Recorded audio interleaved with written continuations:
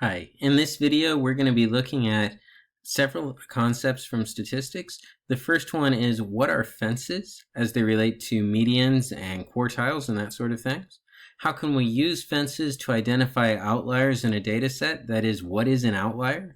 And finally, how do we draw a box plot, or also known as a box and whisker diagram? So the first thing we need in order to talk about any of these things is some data. And I have gathered some data. I went to my bookshelf. I found a stack of Star Wars books. Yay. I used to be a big Star Wars fan. Not so much anymore. But anyhow, I've still got all these books. And I went to the shelf and I found the length of each book and I got some data. The first book I had was, so this is my sample data.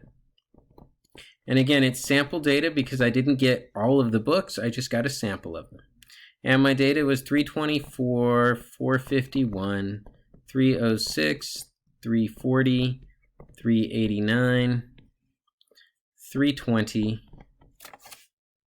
409, 187, 380, 339, and 385. So I got 11 books in my sample. That is, my sample size is 11. That I can see from here.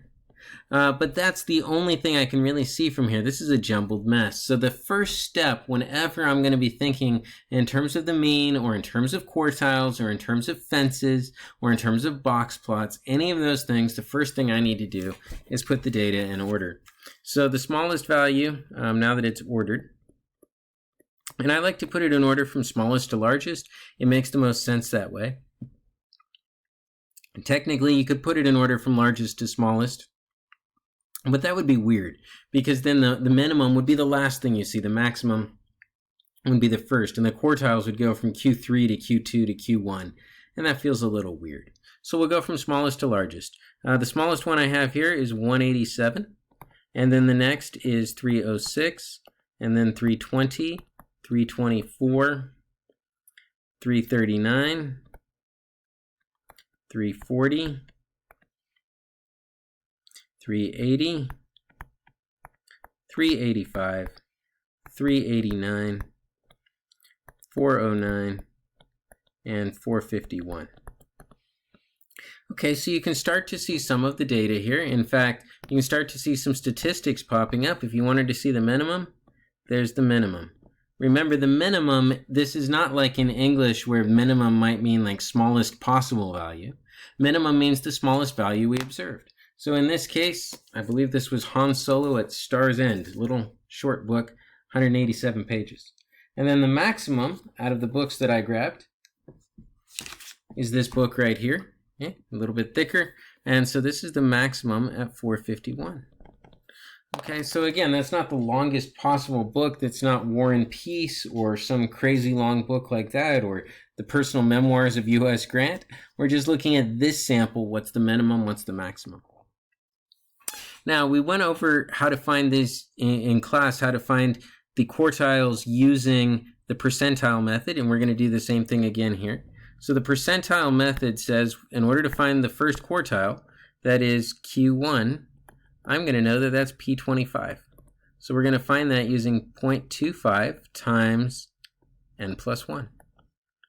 So that's 0.25 times 11 plus 1. That's 0.25 times 12, which is 3. And so that means that Q1 is the third number here. It's 320. All right, if we wanted to find Q2, or the median, that's another name for Q2, which of course is P50. Then we would do the same thing, 0.50 this time, times n plus 1. And I don't have to keep adding 11 and 1. That's still going to be the same thing. We're looking at 0.5 times 12. That's 6. So that'll be the sixth number. 1, 2, 3, 4, 5, 6. There's the median. So the median equals 340. And then finally, if we want to look for Q3, that is P75, that's 3/4, 75%. And so we have 0.75 times 12, that is 9. So again, that means that Q3 is not 9. It's not a 9-page book. Q3 is the 9th number. 1, 2, 3, 4, 5, 6, 7, 8, 9. There's Q3. So it equals 389. This means at this point we can make our 5-number summary. If you're interested in making a 5-number summary, here it is.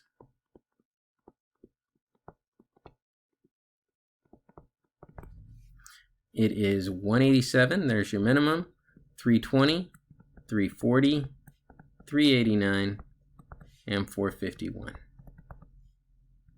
So that is the 5-number summary. You'll notice when I write out a 5-number summary, I don't need to label each thing as minimum, Q1, median, Q3, maximum, because 5-number summaries are always these 5 numbers. They're always in this order. Excuse me, these are 5 statistics. They're always in this order, and so we don't need to write anything down. Okay, so the next question is, what about fences? What are these fences? Well, in order to answer that question about fences, we need to first talk about what is an outlier. And so if I look at this data set, some people might think, that 187 looks kind of small. That might be an outlier. Other people are like, yeah, but maybe not so far off. And what about the 451? That's bigger. That might be an outlier. In fact, it's a judgment call at that point, and that's not good. We don't want the definition of outlier to be a judgment call. So statisticians got together and they said, what would be a good definition for this? And so based off of the median, they said what we can do is we can put these fences in. We'll do them at 1.5 IQR away from the quartiles. I'll explain what that means in a moment.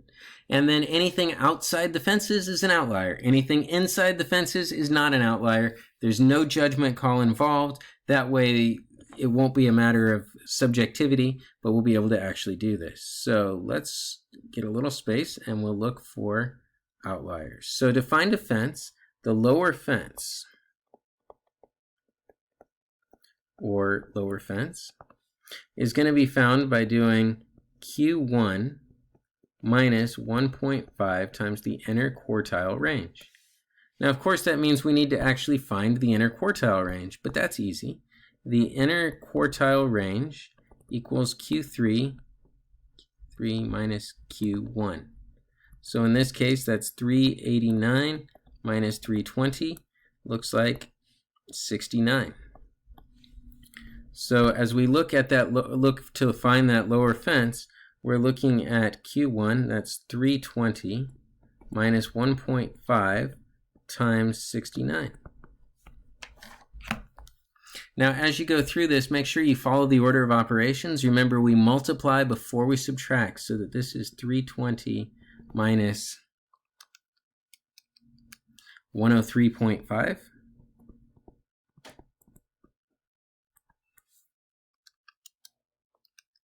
And I'm getting 216.5 for the lower fence. So that would be somewhere in here. And now we'll look for the upper fence. Find the upper fence,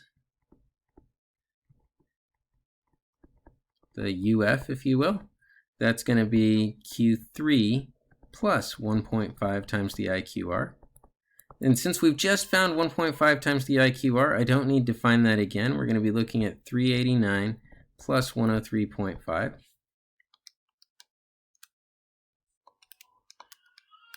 And we get 492.5.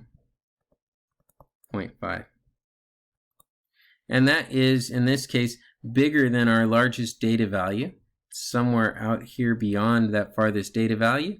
And so our definition, the definition that we're using for outliers, is anything outside the fences, not within them. So on the high side, there's nothing over here to the right. That means there's no outliers to the right. On the low side, 187 is to the left. So what we can say is 187 is an outlier. Again, using this definition of outlier. Now there's another definition of outlier statisticians use. This is the one they use when we're talking about medians. And when we're talking about quartiles and 5-number summaries, this is based off of quartiles and inner quartile ranges. There's a different definition of outlier that's used when you're dealing with things where you're studying the mean. and the measures of spread that go with mean, like standard deviation and variance. If those are the things you're using, then you'll use a different definition for outlier. But this is the definition we're using here. The last thing we want to do is to draw a box plot of this data. So if I want to draw a box plot, the first thing I need to do is draw a scale. Our data here starts around 187, so I'll call this like 180, 190, 200, 10, 20, 30, 40, 50, 60, 70, 80, 90, 300, 10, 20, 30, 40, 50, 60, 70, 80, 90, 400, 10, 20, 30, 40, 50. So this is number of pages. It's good to always label what this represents, number of pages. And so what we're going to do is we're going to mark the quartiles. So the first quartile, I can see from my 5-number summary, first quartile is 320. That would be right, 310, 320 right here. And that gets marked like this. The median is 340, that's right here, and that gets marked like this. And Q3 is 389, 50, 60, 70, 389. Oops, not right there. 389 would be right here. And so here is where the middle 50% of the data is represented in our box plot, in the left side of the box and the right side of the box. And again, each of these things has a meaning. This is Q1, this is the median, this is Q3.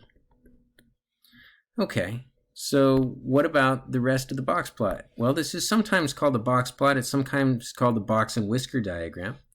On the right here, we're going to go all the way up to the largest value, 451. There we go. And that represents the maximum. On the left, though, instead of going all the way down to the lowest value, we said that that lowest value, that 187, is an outlier. Outliers get marked with an asterisk. So this is our outlier, and I'm going to mark that with an asterisk.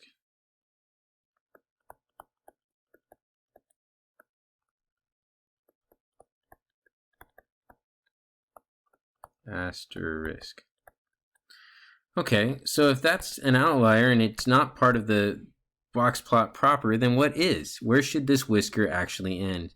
And in order to find that, we need to go back to our data and find the next smallest value, the smallest value that's not an outlier.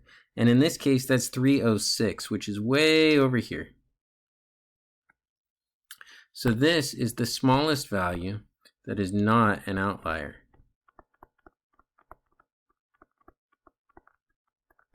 In fact, to be entirely accurate, this was the maximum, but it's really the largest non-outlier.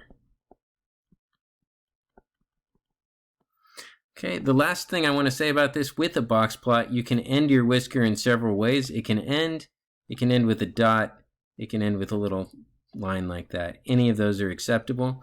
But that's it. Now you know how to draw box plots, find fences, find outliers. The fence, by the way, was somewhere around here at 216. So again, if our smallest value had been over here, there would have been no outlier. It would have been a really long whisker. All right, goodbye for now.